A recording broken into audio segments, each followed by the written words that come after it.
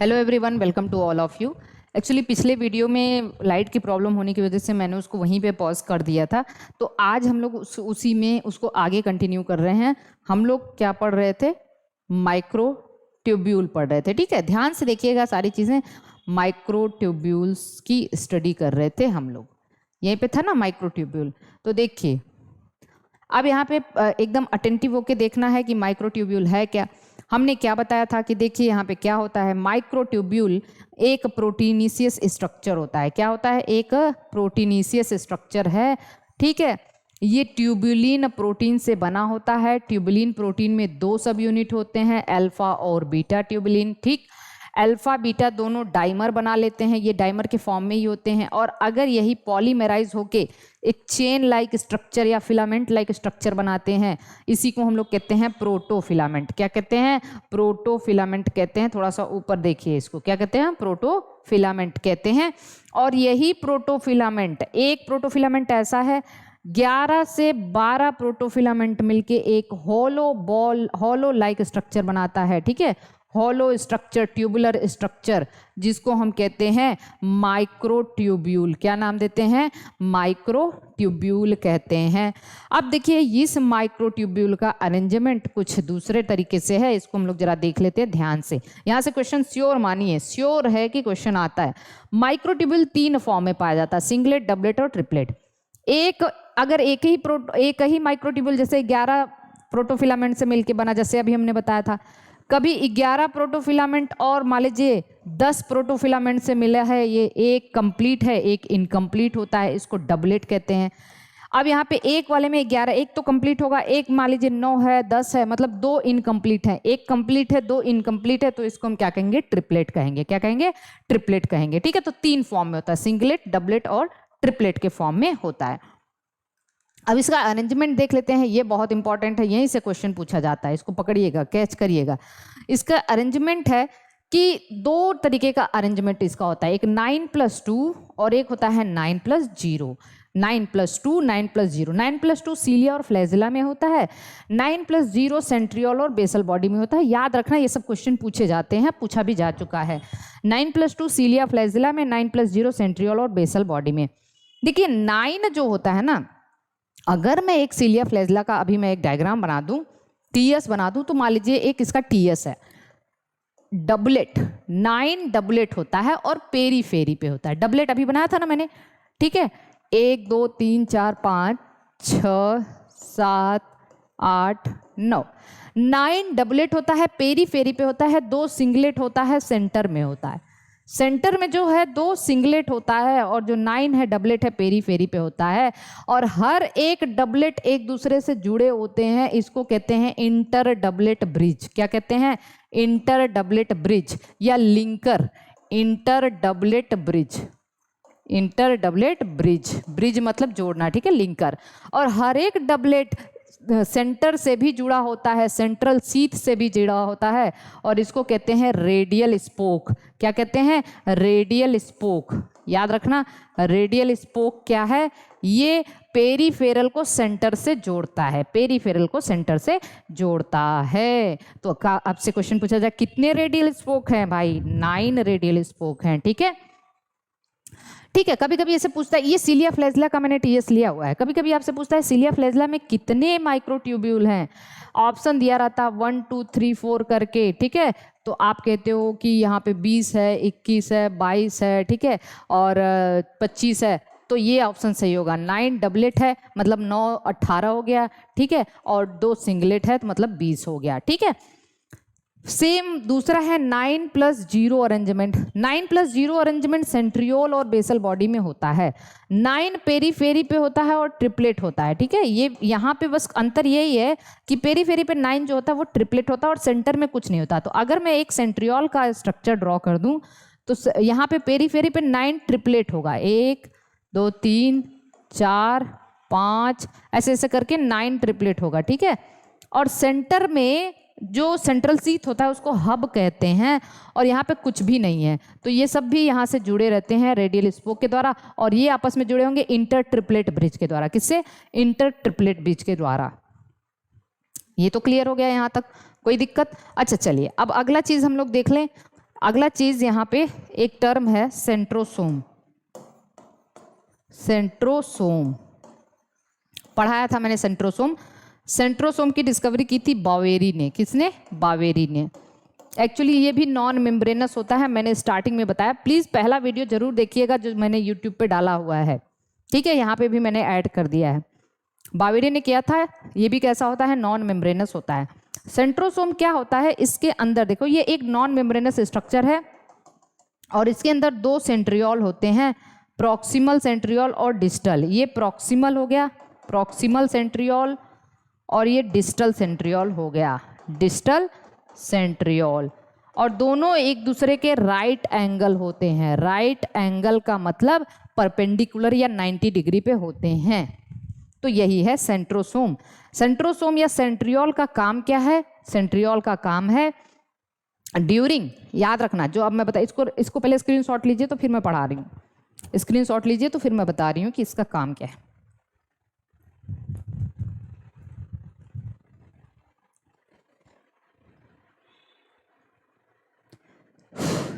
हो गया? देखिए, सेल डिवीजन के दौरान अगर मैं सेल डिवीजन की बात करूं तो जैसे मान लीजिए ये एनिमल सेल है, क्योंकि सेंट्रोसोम तो केवल एनिमल में होगा, प्लांट में नहीं होता है, ठीक है। तो यहाँ पे ये सेंट्रियोल है, ठीक है ना, एक पोल पे दूसरे पोल पे भी, क्योंकि सेंट्रियोल रेप्लिकेशन हो जाता है एस फेज में। तो इसी सेंट्रियोल से कुछ छोटी छोटी रेज निकलती हैं जिसको कहते हैं एस्ट्रल रेज। क्या कहते हैं? Astral rays. और कुछ बड़ी रेज निकलती हैं जिसको कहते हैं माइक्रोट्यूब्यूल। क्या कहते हैं? माइक्रोट्यूब्यूल। तो देखिए, सेंट्रियोल, याद रखना मैं जो लिखने जा रही हूं, प्लस एस्ट्रल रेज कहलाता है एस्टर। क्या कहलाता है? एस्टर। तो एस्टर कहाँ होता है भाई? केवल एनिमल में, क्योंकि प्लांट में सेंट्रियोल ही नहीं है तो एस्ट्रल रेज भी नहीं होगा। इसीलिए एनिमल माइटोसिस को एस्ट्रल या एम्फी एस्ट्रल कहते हैं, क्योंकि दोनों पोल पे है ना, एम्फी एस्ट्रल, ठीक है। और फिर इसी एस्टर में ध्यान देना, aster plus spindle apparatus, spindle fibre, sorry, हाँ ये क्या है? स्पिंडल फाइबर है ना, स्पिंडल फाइबर, ठीक है, मिलके कहलाता है स्पिंडल एपरेटस। क्या कहता है? Spindle apparatus. तो एनिमल में स्पिंडल एपरेटस पाया जाता है, प्लांट में केवल ये स्पिंडल फाइबर पाया जाता है। तो प्लांट में स्पिंडल फाइबर होता है। क्या होता है? Spindle fibre is the feature of plant and spindle apparatus is the feature of animal. क्यों भाई? क्योंकि एनिमल में ये है सेंट्रियोल और एस्टर है, इसीलिए इन दोनों को मिला के हम स्पिंडल एपरेटस कहेंगे, जबकि प्लांट में केवल स्पिंडल फाइबर होता है। ये सब क्वेश्चन पूछा जा सकता है, ठीक है। तो इसको आप जो है एक बार देख लीजिए, स्क्रीनशॉट ले लीजिए, फिर हम आगे चलते हैं। आगे आ जाते हैं न्यूक्लियस से। अब देखिए, न्यूक्लियस, अगर मैं बात करूं न्यूक्लियस की, तो न्यूक्लियस का दूसरा नाम है कैरियन। ये कैरियन, ठीक। रॉबर्ट ब्राउन ने इसकी डिस्कवरी की थी ऑर्किड के सेल में, ओके, और इसकी स्टडी को कैरियोलॉजी कहते हैं। हैमरलिंग एक साइंटिस्ट थे, ठीक है, इन्होंने सबसे लार्जेस्ट यूनिसेलुलर एल्गा एसिटाबुलेरिया पे स्टडी के, न्यूक्लियस पे स्टडी किया था, और वहीं से इन्होंने कैरियोप्लाज्मिक इंडेक्स या फिर न्यूक्लियोप्लाज्मिक इंडेक्स दिया था। क्या दिया था? Nucleoplasmic index. अब जानने की उत्सुकता तो होगी आप लोगों को कि न्यूक्लियोप्लाज्मिक इंडेक्स क्या होता है। अभी जब इसके बाद मैं cell cycle and cell division कराऊंगी तो वहां पे बताऊंगी, ठीक है। तो हैमरलिंग का एक्सपेरिमेंट एसिटाबुलेरिया पे हुआ था, लार्जेस्ट यूनिसेलुलर एल्गा, और यहीं से कैरियोप्लाज्मिक इंडेक्स का कॉन्सेप्ट आया था। आगे चलिए, न्यूक्लियस की अगर हम बात करें तो न्यूक्लियस का डिवीजन मैंने कई तरीके से किया है। देखिए, ये मेरा चार्ट इंपॉर्टेंट है। न्यूक्लियस प्रेजेंट भी हो सकता है और बहुत जगह न्यूक्लियस एब्सेंट भी होता है। न्यूक्लियस एब्सेंट कहाँ होता है? प्रोकैरियोट में डिफाइनाइट न्यूक्लियस तो नहीं होता, वहां पे न्यूक्लियर मेम्ब्रेन ही नहीं होती है, ठीक है। और कहाँ नहीं होता न्यूक्लियस? मैच्योर आरबीसी में और सीव ट्यूब सेल में। प्लांट के सीव ट्यूब सेल में न्यूक्लियस नहीं होता। प्रेजेंट है तो uninucleate, by nucleate, multi nucleate condition हो सकती है। यूनिन्यूक्लिएट मतलब केवल एक न्यूक्लियस, ठीक है, जैसे प्लांट और एनिमल में जनरली यूनिन्यूक्लिएट कंडीशन होता है। प्लांट में न्यूक्लियस पेरीफेरल होता है क्योंकि ये जो वैक्यूल है वही बीच में आ जाता है, तो न्यूक्लियस और न्यूक्लियस और प्रोटोप्लाज्म तो किनारे आ जाता है, तो प्लांट में पेरीफेरल होता है, जबकि एनिमल में सेंट्रल होता है न्यूक्लियस, ठीक। बाई न्यूक्लिएट कंडीशन पैरामीशियम में होता है, इंपॉर्टेंट तो है ही, ठीक है। दो तरीके का न्यूक्लियस, माइक्रो और मैक्रो न्यूक्लियस होता है, ठीक है, माइक्रो और macro. Micro nucleus reproduction purpose से होता है और डिप्लॉयड होता है, मैक्रो वेजिटेटिव पर्पज से होता है और पॉलीप्लॉयड होता है। ये क्वेश्चन पूछा जा चुका है पीजीटी 2021 में, ठीक। अब हम देखते हैं multi nucleate condition. Multi nucleate condition कहाँ होती है भाई? मल्टी न्यूक्लिएट मतलब एक से ज़्यादा न्यूक्लिएट, दो से ज़्यादा न्यूक्लिएट। अच्छा, मल्टी न्यूक्लियस कब होगा? मल्टी न्यूक्लिएट कंडीशन एक ही सेल में ढेर सारे न्यूक्लियस कब होंगे? जब केवल न्यूक्लियस डिवाइड कर रहा हो और सेल नहीं डिवाइड कर रही हो, तो कैरियोकाइनेसिस हो रहा हो लेकिन साइटोकाइनेसिस नहीं हो रहा हो, केवल न्यूक्लियस डिवाइड कर रहा है, सेल डिवाइड नहीं कर रहा है, तो इसको हम क्या कहते हैं? मल्टी न्यूक्लिएट कंडीशन कहते हैं। ये देखो, इस कंडीशन को सिंसाइसियम या सिनोसिटिक कह सकते हैं। जनरली एनिमल के लिए सिंसाइसियम यूज किया जाता है और प्लांट के लिए सिनोसिटिक यूज किया जाता है, but there is no hard and fast rule. कोई ऐसा स्ट्रिक्ट रेगुलेशन नहीं है कि नहीं प्लांट के लिए सिंसाइसियम ही कहेंगे, एनिमल के लिए सिंसाइसियम ही कहेंगे, प्लांट के लिए सिनोसिटिक कहेंगे, कुछ भी हो सकता है, लेकिन एक माना जाता है कि प्लांट के लिए ये और एनिमल के लिए। अब देखिए, एनिमल में मल्टी न्यूक्लिएट कंडीशन हमारी स्ट्रिएटेड मसल में होता है, हमारी जो स्केलेटल मसल होती है ना ऐसे, ठीक है, वहाँ पे मल्टी न्यूक्लिएट कंडीशन होता है। तो हमारी जो स्ट्रिएटेड या स्केलेटल मसल, ऐच्छिक मसल होती है, उसमें होता है, और एक ओपेलाइना में भी होता है। ये एक वो है पहला क्या कहते हैं, प्रोटोजोआ है, ओपेलाइना, ठीक है, सिलिएट है। और प्लांट में कोकोनट के एंडोस्पर्म, जो लिक्विड होता है ना, कोकोनट का वाटर जो हम लोग पीते हैं, उसमें लिक्विड एंडोस्पर्म पाया जाता है, जो मल्टी न्यूक्लिएट कंडीशन। और वाउकेरिया पढ़ाया मैंने, याद है, सिफोनोगैमस है ना, सिफोनोगैमस। और यहाँ पे क्योंकि इसके जो ए सेप्टेट माइसिलियम होता है, तो वहाँ पे मल्टी न्यूक्लिएट कंडीशन होता है। तो ये याद रखना, ये हो गया न्यूक्लियस। चलिए, शेप के बारे में तो हमने अभी एक वीडियो जारी किया था ना, उसमें मैंने बताया था डब्ल्यूबीसी में न्यूक्लियस का शेप, डब्ल्यूबीसी के सीक्वेंस को भी मैंने बताया था। नोबडी लव्स मी एक्सेप्ट भैया, ठीक है ना, एक्सेप्ट भैया, न्यूट्रोफिल, ठीक है, फिर लिम्फोसाइट, फिर मोनोसाइट, फिर ईसनोफिल और फिर बेसोफिल। मैंने कहा था इसको, एक वीडियो मैंने बताया है ब्लड का क्लासिफिकेशन, वो मैं डाल दूंगी, वहाँ से देख लीजिएगा। मैंने इसका अलग अलग शेप बताया था। बेसोफिल में बाइलोब्ड है ना, bilobed, B for basophil, bi. E for मैंने कहा था हॉर्स शू शेप्ड है। कैसे याद रखेंगे कि किसका हॉर्स शू शेप है? ई फॉर हॉर्स का साइंटिफिक नेम होता है इक्वस। क्या होता है? इक्वस। तो इक्वस उठा लीजिए, ई, और यहाँ से इस्नोफिल। मोनोसाइट का हमने कहा था मंकी से याद रखिएगा, मंकी मतलब मंग से मोनोसाइट, की से किडनी, ये किडनी शेप होता है। कैसा होता है? किडनी शेप, आया था पीजीटी में, ठीक है। फिर क्या है? लिम्फोसाइट लार्ज ओवल न्यूक्लियस होता है, और न्यूट्रोफिल मल्टी न्यूक्लिएट होता है। तो इसके शेप वगैरह भी, न्यूक्लियस का जो शेप है वो भी एक इम्पॉर्टेंट पैरामीटर है, उसको देख लीजिएगा।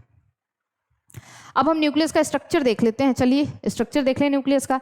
न्यूक्लियस का जो हमारा स्ट्रक्चर है उसको बहुत ध्यान से देखना भाई। ये डबल मेम्ब्रेनस है और दोनों मेम्ब्रेन में पोर होती है। तो देखिए ये जो दोनों मेम्ब्रेन में पोर है, डबल मेम्ब्रेन, ये आउटर मेम्ब्रेन है, ये इनर मेम्ब्रेन है, दोनों के बीच में पेरी न्यूक्लियर स्पेस है, और ये न्यूक्लियर पोर है। न्यूक्लियर पोर का सबसे खास बात ये है कि इस पोर से बाई डायरेक्शनल ट्रांसपोर्ट होता है, इधर भी इधर भी, इधर भी इधर भी। मतलब न्यूक्लियस से साइटोप्लाज्म में, साइटोप्लाज्म से न्यूक्लियस में बाई डायरेक्शनल ट्रांसपोर्ट होता है आरएनए और प्रोटीन का, ये याद रखना। फिर देखिए न्यूक्लियस की आउटर मेम्ब्रेन का एक्सटेंशन ही होता है एंडोप्लाज्मिक रेटिकुलम। बहुत बहुत इंपॉर्टेंट है, ये याद रखना है। Endoplasmic reticulum is the extension of outer membrane of nucleus. तो न्यूक्लियस के आउटर मेम्ब्रेन से निकली रहती है एंडोप्लाज्मिक रेटिकुलम। इसके बारे में तो हम बता चुके हैं कि दो तरीके का होता है, जिस पे राइबोसोम होता है वो रफ एंडोप्लाज्मिक रेटिकुलम, जिस पे नहीं होता है वो स्मूथ एंडोप्लाज्मिक रेटिकुलम। फिर न्यूक्लियस के अंदर जो फ्लूइड भरा है इसको हम कहते हैं न्यूक्लियोप्लाज्म। क्या कहते हैं? न्यूक्लियोप्लाज्म। अब चलिए हम न्यूक्लियोप्लाज्म को देख लेते हैं। न्यूक्लियस के अंदर जो फ्लूइड है उसको हम कहते हैं न्यूक्लियोप्लाज्म। क्या कहते हैं? न्यूक्लियोप्लाज्म। और ये जो न्यूक्लियोप्लाज्म है इसके अंदर दो चीज़ पाया जाता है। एक देखिए न्यूक्लियोलस है। क्या है? न्यूक्लियोलस। और एक धागे नुमा स्ट्रक्चर, इसको क्रोमैटिन कहते हैं। जो न्यूक्लियोलस है ये ए मेम्ब्रेनस होता है। देख लीजिएगा, मैं बार बार कह रही हूँ, वीडियो आप जरूर देखिएगा, वहाँ से आपको पता चल जाएगा। और न्यूक्लियोलस के अंदर आरएनए की सिंथेसिस होती है। किसकी? राइबोसोमल आरएनए की सिंथेसिस होती है। राइबोसोमल आरएनए की सिंथेसिस कहाँ होती है? न्यूक्लियोलस के अंदर। जो क्रोमैटिन है वो न्यूक्लियो प्रोटीन होता है, डीएनए और हिस्टोन प्रोटीन से बना होता है। इसको फ्लेमिंग ने डिस्कवर किया था। अभी मैं आपको बताऊंगी कि क्रोमैटिन क्या होता है, जब तक हम लोग डीएनए का वो पढ़ेंगे, मॉडलिंग पढ़ेंगे, अभी मैं इसके बारे में आपको बताऊंगी। तो इतना देख लीजिए, ये है न्यूक्लियस।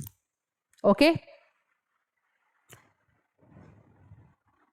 और न्यूक्लियोलस की डिस्कवरी फोंटाना ने की थी। फोंटाना ऊपर है, अभी मैं इसको ऊपर करूंगी, फोंटाना। और इसको फ्लेमिंग ने देखा था, क्रोमैटिन को। ठीक, चलिए अब देखिए न्यूक्लियोसोम एक नाम आता है, आप लोग शायद कभी सुने हैं, नहीं सुने हैं, लेकिन मैं आपको बता दे रही हूँ।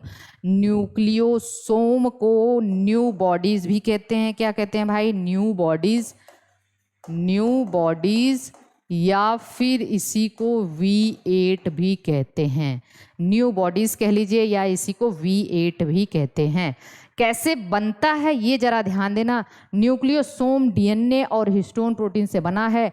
डीएनए एसिडिक होता है, निगेटिवली चार्ज होता है। नेगेटिव चार्ज होता है ना डीएनए पे, क्यों? क्योंकि यहाँ पे फॉस्फेट ग्रुप होता है भाई। ये क्या होता है? Phosphate group. और हिस्टोन प्रोटीन बेसिक है या पॉजिटिव प्रोटीन होती है, क्योंकि यहाँ पे पॉजिटिव अमीनो एसिड होते हैं, आर्जिनिन और लाइसिन। बहुत बार क्वेश्चन पूछा जा चुका है, हिस्टोन प्रोटीन में कौन से अमीनो एसिड होते हैं? आर्जिनिन और लाइसिन। ये तो बेसिक अमीनो एसिड हैं। ठीक है, चलिए अब हम जरा हिस्टोन प्रोटीन के बारे में देख लेते हैं। जो हिस्टोन प्रोटीन होता है ना, इसमें दो पार्ट होते हैं। एक होता है लिंकर हिस्टोन और दूसरा होता है histone octamer. Linker histone H1 histone को लिंकर हिस्टोन कहते हैं, और histone octamer H2A, H2B, H3, H4 के डाइमर होते हैं। क्या होते हैं? डाइमर होते हैं। दो यूनिट होती है, तो ये 8 हो गए। ठीक है, अब देखिए, अब जो यहाँ पे ये सवाल पूछे जाते हैं, याद रखना लिंकर हिस्टोन कौन है? H1। अभी सब चीज़ समझ में आ जाएगा, बस समझना, आप ध्यान से समझना इसको। यहाँ पे मैंने लिखा है कि किस तरीके से डीएनए हिस्टोन प्रोटीन के चारों तरफ कॉइल होता है। डीएनए के कॉइलिंग की जरूरत क्या है? तो पहले मेरी एक बात ध्यान से सुनिए।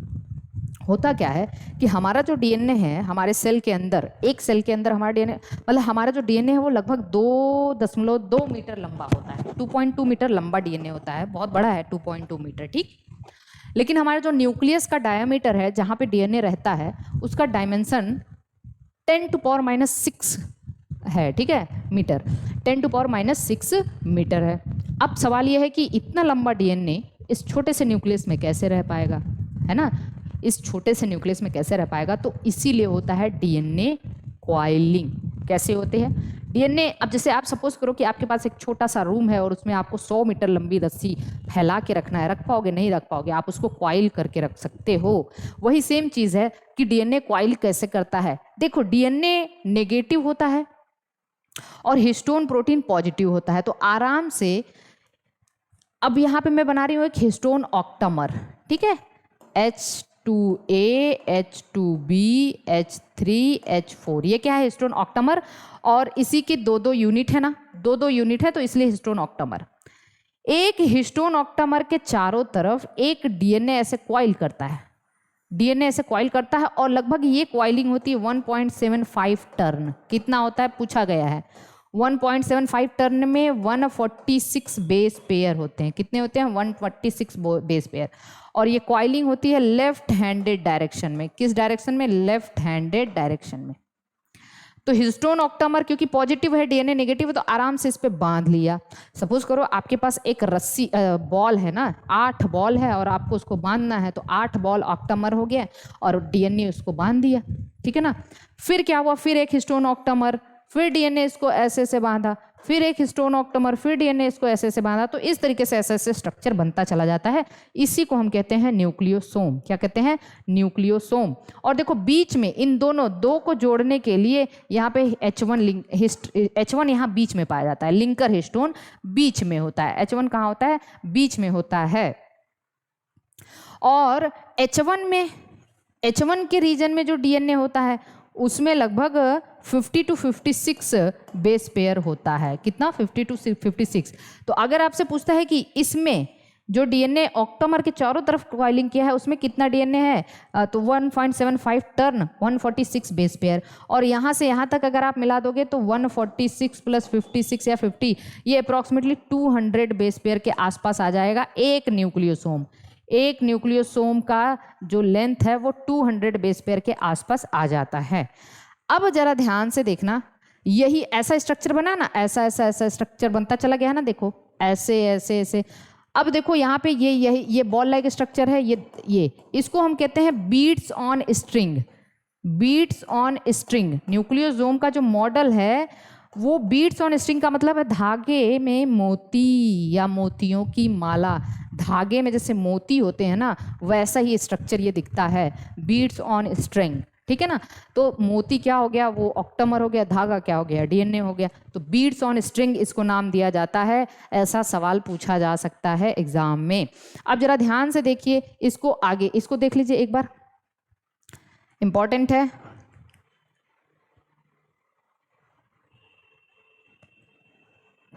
हो गया। अब इसको हम आगे ले चल रहे हैं। देखिए यहाँ पे थोड़ा सा एकदम अटेंटिव होके देखेंगे तो चीज़ें समझ में आ जाएंगी। अब देखिए ना, जैसे ये डीएनए है, ठीक है, एक डीएनए है। अच्छा, डीएनए का डायमीटर आपको पता है कि 20 एंगस्ट्रॉम होता है या फिर 2 नैनोमीटर होता है? ये तो सबको पता होगा ना। अरे दिख ही नहीं रहा है भाई, अरे यार।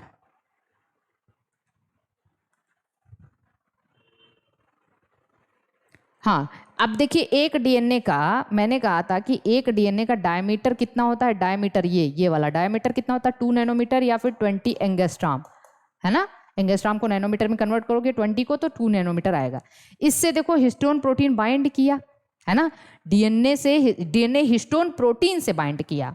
डीएनए ने क्या किया था? हिस्टोन प्रोटीन से बाइंड किया था। तो ऐसा ऐसा ऐसा ऐसा स्ट्रक्चर बन गया। थोड़ा सा इसका डायमीटर बढ़ गया, वो 11 नैनोमीटर के आसपास, और इसी को हम लोग कहते हैं क्रोमैटिन। अब दिमाग की बत्ती जली क्या? क्रोमैटिन क्या है? डीएनए और हिस्टोन प्रोटीन। डीएनए और हिस्टोन प्रोटीन, ठीक है, पतला धागा जैसा ऐसे ऐसे बन जाएगा, उसी को हम लोग क्या कहते हैं? क्रोमैटिन कहते हैं। बात समझ में आ गई है? अब क्या होगा जरा ध्यान से देखना, ये क्रोमैटिन थोड़ा और कंडेंस हो जाता है, कंडेंसेशन हो जाता है, तो इसका डायमीटर थोड़ा और बढ़ जाता है और ये लगभग कितना 300 नैनोमीटर के आसपास हो जाता है। इसी को कहते हैं क्रोमोसोम। तो क्रोमोसोम और क्रोमैटिन में क्या अंतर है? ये लेस कंडेंस स्ट्रक्चर है, ये ज़्यादा कंडेंस है, ठीक है, क्रोमोसोम। तो क्रोमोसोम भी न्यूक्लियो प्रोटीन है, डीएनए और हिस्टोन प्रोटीन। क्रोमोसोम भी न्यूक्लियो प्रोटीन है और क्रोमैटिन भी न्यूक्लियो प्रोटीन है। अब जरा देखना, क्रोमैटिन हमें G1, G2S प्रोफेज और टीलोफेज में देखने को मिलता है, जबकि क्रोमोसोम हमें मेटाफेज और एनाफेज में देखने को मिलता है। सेल साइकिल पढ़ेंगे तो वहां पे देखेंगे। क्रोमैटिन हमें पूरे इंटरफेज में, मतलब G1S G2, ठीक है, G1S G2 और प्रोफेज और टीलोफेज में देखने को मिलता है, क्योंकि प्रोफेज में देखो क्रोमैटिन कंडेंस होकर क्रोमोसोम बनाना शुरू कर देता है और टीलोफेज में फिर क्रोमोसोम डीकंडेंस होकर क्रोमैटिन बनाना शुरू कर देता है। तो हमें प्रोफेज और टीलोफेज में भी क्रोमैटिन देखने को मिलता है, लेकिन प्योरली क्रोमोसोम हमें मेटाफेज और एनाफेज में देखने को मिलता है। कुछ और चीजें हम देखें, लार्जेस्ट क्रोमोसोम हमारे ऑफियोग्लासम में पाया जाता है, ठीक है। ऑफियोग्लासम एक टेरिडोफाइटा है भाई, पढ़ा चुकी हूँ मैं, टेरिडोफाइटा है, ठीक है। उसमें 2n क्रोमोसोम का नंबर कितना होता है? 1262। कितना? 1262। और सबसे कम क्रोमोसोम पाया जाता है हेप्लोपैपस। हेप्लोपैपस, पैपस नाम आ गया तो ये कंपोजिटी का है, कंपोजिटी एस्टरेसी फैमिली का है, जिसमें 2n बराबर 4, 2n बराबर 4 सबसे कम क्रोमोसोम पाया जाता है यहाँ पे। थक गई हूँ मैं। क्रोमैटिन, अब देखो जो क्रोमैटिन हमने अभी भी बनाया था, क्रोमैटिन में दो स्ट्रक्चर होते हैं, एक यू क्रोमैटिन 2 पार्ट होता है और एक हेट्रोक्रोमैटिन। देखो जो ऐसे ऐसे क्रोमैटिन बनाया था ना, कहीं कहीं वो बहुत डार्क हो जाता है, कहीं कहीं वो बहुत लूज हो जाता है। तो जहाँ पे डार्क है उसको यू क्रोमैटिन कहेंगे, जो लूज है उसको हम हेट्रोक्रोमैटिन कहेंगे। तो देखिए ये लूजली पैक होता है, ये डेंसली पैक होता है। अगर इसकी स्टेनिंग की जाए तो यहाँ पे लाइट स्टेनिंग लेता है, ये डार्क क्योंकि डेंस है तो डार्क स्टेनिंग लेता है। क्योंकि यहाँ पे ये लूजली है तो इसके डीएनए भी लूज होंगे, आराम से खुल जाएंगे, तो ये ट्रांसक्रिप्शनली एक्टिव होता है और ये ट्रांसक्रिप्शनली इनएक्टिव होता है। क्योंकि देखिए इसके डीएनए खुले हुए हैं तो भाई ये वाला जल्दी रेप्लिकेशन करता है। तो ये अर्ली एस फेज में इसका मतलब जब एस फेज में डीएनए रेप्लिकेशन होता है तो पहले इसका रेप्लिकेशन होता है और बाद में इसका होता है, तो ये लेट एस फेज में रेप्लिकेशन करता है। तो क्रोमैटिन के 2 पार्ट हो गए। चलो अब हम लोग आ जाते हैं क्रोमोसोम पे। ठीक है, कहाँ आ जाते हैं? क्रोमोसोम पे। क्रोमोसोम के बारे में थोड़ा सा देख ले। देखो क्रोमोसोम न्यूक्लियो प्रोटीन अभी बताया था, डीएनए और हिस्टोन प्रोटीन ने ऐसे ऐसे करके पहले क्रोमैटिन बनाया, वही कंडेंस होकर क्रोमोसोम बना लिया। अगर मैं एक क्रोमोसोम का स्ट्रक्चर ऐसे बताऊं तो बीच में देखो क्रोमोसोम ये इस तरीके से, यहाँ पे एक क्रोमैटिड और ये दूसरा क्रोमैटिड ऐसे जुड़े हुए हैं ना। क्रोमोसोम का हाफ मैं कट कर दूं तो ये क्रोमैटिड हो गया। क्रोमैटिड, क्रोमैटिन अलग चीज है, क्रोमैटिड अलग चीज है। तो longitudinal half of a chromosome is a chromatid. अच्छा, कहाँ से जुड़े रहते हैं दोनों क्रोमैटिड? सेंट्रोमियर, इसको हम क्या कहते हैं? सेंट्रोमियर या प्राइमरी कॉन्स्ट्रिक्शन। और यहाँ ये स्टेनिंग लेता है, ठीक है, ये स्टेनिंग पार्ट है। और इसी के दो सेंट्रोमियर के दोनों तरफ कुछ डिस्क शेप स्ट्रक्चर होता है जिसको काइनेटोकोर कहते हैं। और काइनेटोकोर वो जगह है जहां से सेल डिवीजन के दौरान स्पिंडल फाइबर जुड़ते हैं। कौन जुड़ता है? Spindle fibre. तो बताओ काइनेटोकोर, एक क्रोमोसोम में 2 काइनेटोकोर होगा, है ना, 2 काइनेटोकोर होता है। और यहाँ से अटैच स्पिंडल फाइबर, यहाँ से कौन अटैच करता है? Spindle fibre. ठीक है, क्रोमोसोम के एंड को, हर एक क्रोमोसोम के इस सिरे को टीलोमियर कहते हैं। तो इस तरीके से एक क्रोमोसोम में 4 टीलोमियर है। कितना है? 4 टीलोमियर है, एंड ऑफ क्रोमोसोम। ठीक है, किसी किसी क्रोमोसोम में ऐसे बाहर, देखिए ध्यान से समझना, किसी किसी क्रोमोसोम में ऐसे यहाँ पे एंड से कुछ ऐसा स्ट्रक्चर लगा होता है जिसको हम सैट क्रोमोसोम कहते हैं। क्या कहते हैं? सैटेलाइट क्रोमोसोम या ट्रेबेंट कहते हैं, ट्रेबेंट। ठीक है, और ये सेकेंडरी कॉन्स्ट्रिक्शन भी कहलाता है, ये नॉन स्टेनिंग रीजन होता है। इसके अंदर जो डीएनए पाया जाता है उसको सैटेलाइट डीएनए कहते हैं। क्या कहते हैं? सैटेलाइट डीएनए, जो डीएनए फिंगरप्रिंटिंग में बहुत इंपॉर्टेंट रोल प्ले करता है। डीएनए फिंगरप्रिंटिंग में काफी इंपॉर्टेंट रोल प्ले करता है। क्रोमैटिड क्या है? अभी भी बताया कि longitudinal half of chromosome, chromosome का हाफ कर दीजिए, यही क्रोमैटिड है। एक बार इसका स्क्रीनशॉट ले लीजिए, फिर आगे चलते।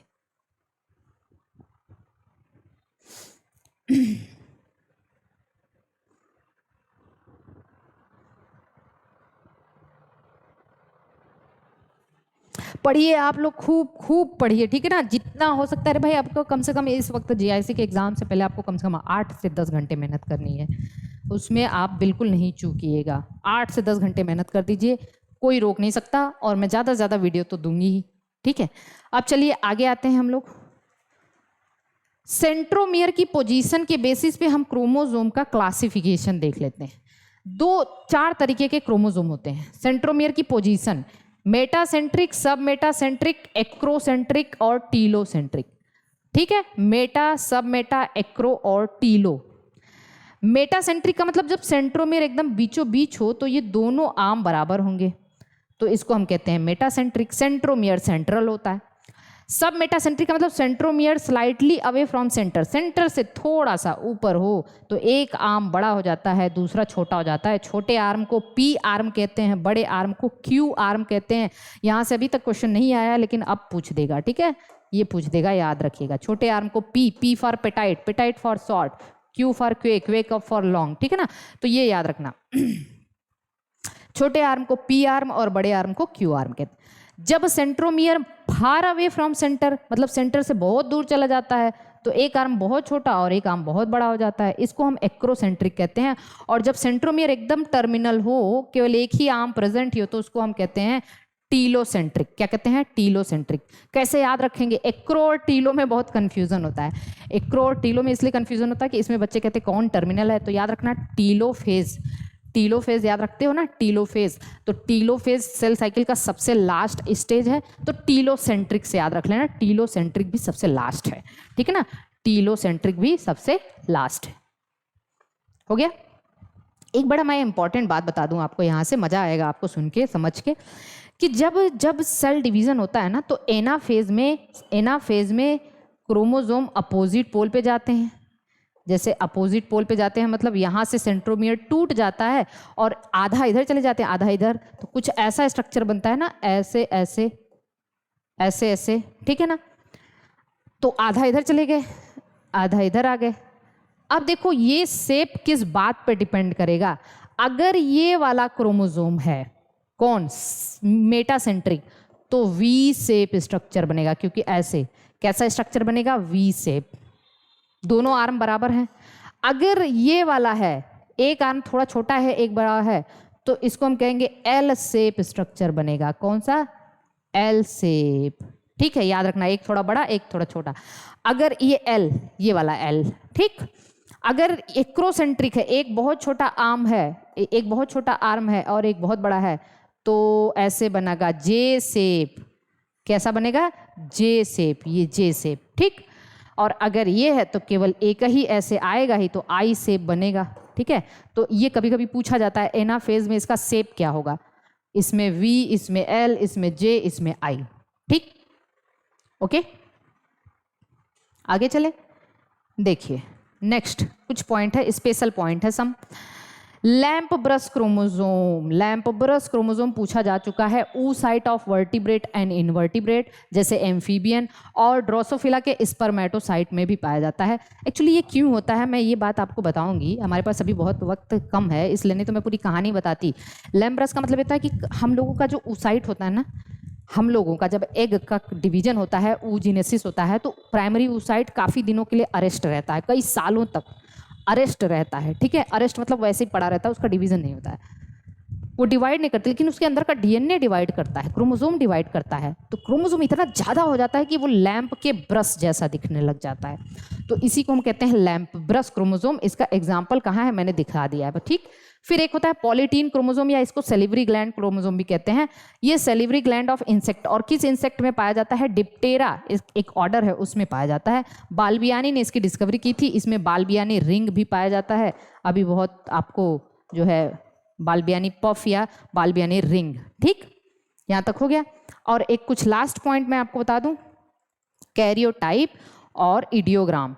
कैरियोटाइप क्या होता है, this is the study of morphology of chromosome, मतलब सेफ साइज नंबर की स्टडी करनी हो तो उसको हम कैरियोटाइप कहते हैं। ये तो एक बस आपको एक तरीके से स्टडी है, लेकिन किसी भी क्रोमोसोम का डायग्रामेटिक रिप्रेजेंटेशन कर दो कि कौन सा मेटासेंट्रिक है, कौन सा सब मेटासेंट्रिक है, कौन सा टीलोसेंट्रिक है, कौन सा एक्रोसेंट्रिक है, ठीक है। तो अगर किसी क्रोमोसोम का डायग्रामेटिक रिप्रेजेंटेशन कर रहे हो डायग्राम के सहारे, तो इसको कहते हैं इडियोग्राम। क्या कहते हैं, इडियोग्राम कहते हैं। तो आज का लेक्चर जो है ख़त्म हुआ, बहुत बहुत बहुत इंपॉर्टेंट लेक्चर था।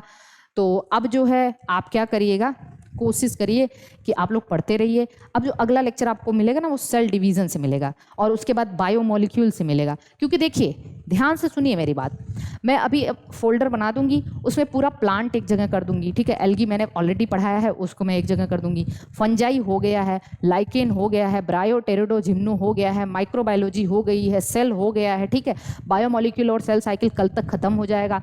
इसके बाद जो है, इसके बाद हम लोग चलेंगे एनिमल किंगडम पे, ठीक है। एनिमल किंगडम में हम पूरा का पूरा एनिमल किंगडम 3 से 4 लेक्चर में ख़त्म कर देंगे, ठीक है। 3 लेक्चर, एटलीस्ट 3 लेक्चर तो लगेगा, क्योंकि उसमें थोड़ा सा हम लोग को एडाप्टेशन वगैरह भी पढ़ना है, ठीक है। फिर उसके बाद बचा हमारा ecology, evolution, genetics, molecular biotech, यही सब तो है ना, वो सब करा देंगे। टेंशन नहीं लीजिए, थोड़े से टॉपिक बचे हैं, आप टेंशन नहीं लीजिए, बस पढ़ते रहिए, ओके।